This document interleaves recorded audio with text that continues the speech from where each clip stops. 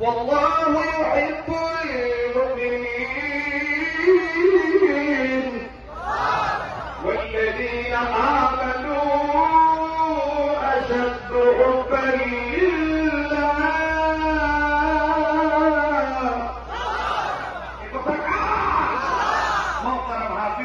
সর্বশেষ কথা হলো আমরা যে যে অন্ধকারের পথে আছি এই সকল প্রকার জুলুমাতের পথ থেকে আলোর পথে তখনই আসতে পারবো আল্লাহ পাঠানো কিতাব মেনে নিব।